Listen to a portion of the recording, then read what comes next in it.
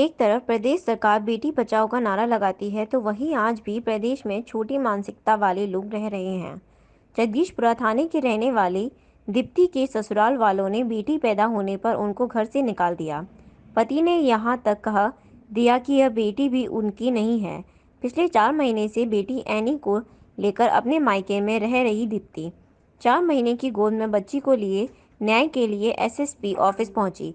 उनके पति कपिल देव एक गाड़ी कंपनी में मैनेजर हैं। माता पिता अच्छे घर में शादी की बेटी को इसीलिए कराई जिससे बेटी का जीवन अच्छे से गुजर सके। दीप्ति के पिता ने अपनी बेटी के लिए 3 विद्या खेत तक भेज दिया। दीप्ति 3 बहनें जिसमें दीप्ति दूसरे नंबर की बहन है और छोटी बहन दिव्यांग है। 2 भाई हैं जिसमें से एक की नौकरी करता है तो एक अभी पढ़ाई कर रहा है। दीप्ति जी, क्या मामला है कि छोटी सी बच्ची लेकर आप एसएसपी ऑफिस आए हो? एसएसपी इसलिए आई हूँ क्योंकि वो लोग पहले तो मुझे दहेज के लिए तंग करते थे।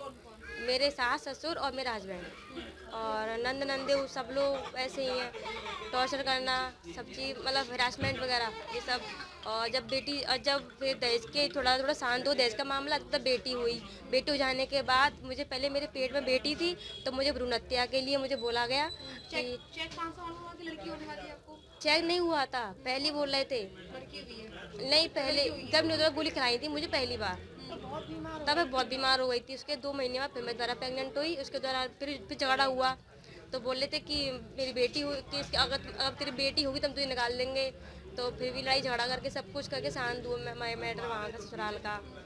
उसके बाद फिर मेरी बेटी हुई।